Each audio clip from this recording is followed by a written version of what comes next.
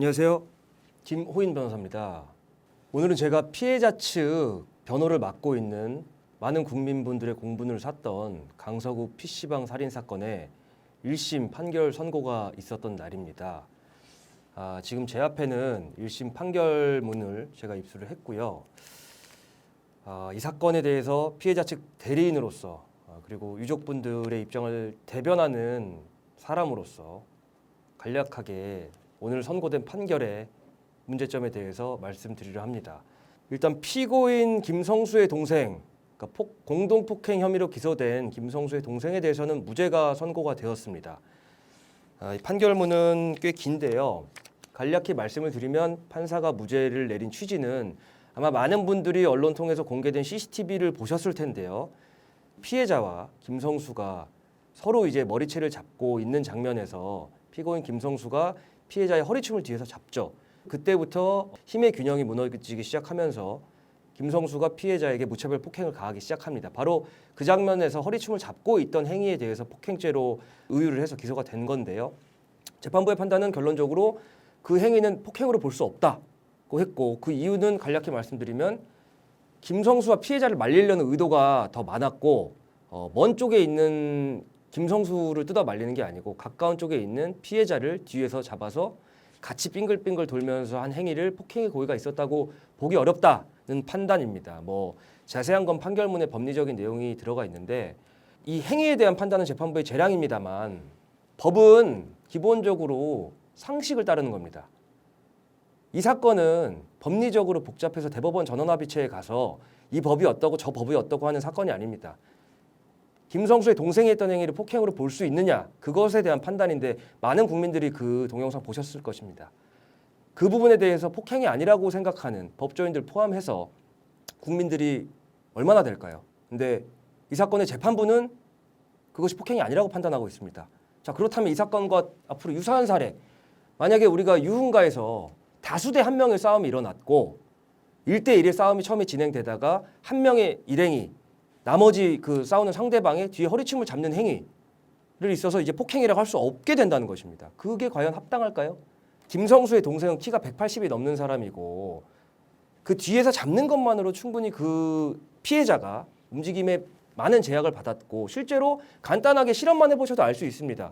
나를 뒤에서 누가 끌어당겼을 때, 180이 되는 사람이 끌어당겼을 때 얼마큼 힘에 제약을 받는지 아실 수 있을 거고, 그런 부분에 대해서 과연 재판부의 판단이 일반 국민의 법감정에 부합하는지 되묻고 싶습니다.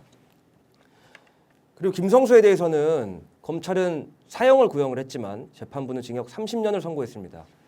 그러면서 살인죄에 대한 엄중을 처하는 요소들을 설명을 하고요. 그중에는 유족들이 김성수를 용서하지 않았고 엄벌을 처하고 있는 점을 부각시키면서도 다른 감형 요소로는 여러 가지 사유를 댑니다. 그중에서 저는 피해자 측 대리인으로서 제일 이해가 되지 않았던 게 김성수의 어린 시절의 불우한 가정환경과 학교 폭력을 당했던 피해자였던 점이 이 사건 범행에 일부 영향을 미친 것으로 보인다 라면서 심신미약을 인정하는 것은 아니지만 김성수의 성장 환경에 따른 정신적 요소를 감경 요소로 삼았습니다. 재판부에 되묻고 싶습니다. 만약에 김성수가 정상적인 가정에서 자라고 아무 문제 없이 학창시절을 보내온 사람이었다면 징역 30년을 넘는 무기징역을 선고하셨을 건지 그 부분을 되묻고 싶습니다. 그리고 또 한 가지 감경 양형 사유는 이렇게 얘기를 합니다. 다른 유사 사건, 그러니까 유사 살인 사건의 하급심 판례들과 비교해 봤을 때 이 사건에 대해서만 무기징역을 선고하기는 어렵다. 그러니까 징역 30년 이상을 초과하는 형을 선고하기는 어렵다. 한 가지 더 되묻고 싶습니다. 유사 살인 사건은 대한민국에 정말 수도 없이 많이 일어났고 그 모든 살인 사건의 행위 태양은 다 다릅니다. 근데 대한민국 역사상 적어도 언론에 나오고 많은 국민들의 공분을 산 사건 중에 한 명의 피해자가 살인 피해를 당하면서 그 피해자의 얼굴에 칼을 무려 80번이나 자상을 낸 살인 사건이 있었는지 묻고 싶습니다. 재판부의 판단이 이랬다고 합니다. 대법원 양형 권고 기준에 따라서 피해자가 한 명의 다른 사건들과 비교해 봤을 때 이 사건만 유달리 무기징역을 선고하는 것은 형평성에 맞지 않다는 취지로 고민 끝에 유기징역의 상한선이 30년을 선고했다고 합니다. 아까 제가 말씀드린 것처럼 법은 상식입니다. 그리고 또 법의 대전제 중에 하나는 같은 것은 같게, 다른 것은 다르게 취급하는 것입니다. 이 사건이 피해자가 한 명인 점은 다른 사건과 유사할 수 있습니다. 하지만 피해자는 응급실에 실려가기 전까지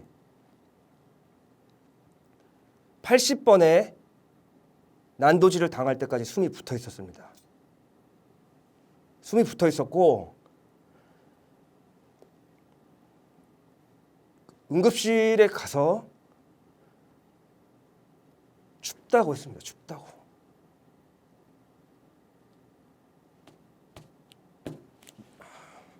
이 사건이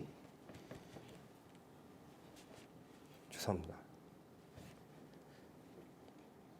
여타 다른 살인 사건과 같은지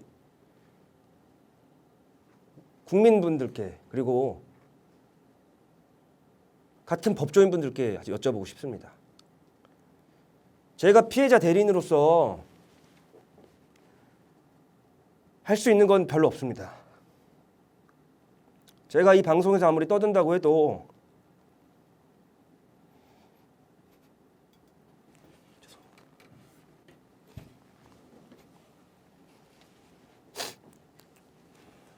오늘 선고된 사건이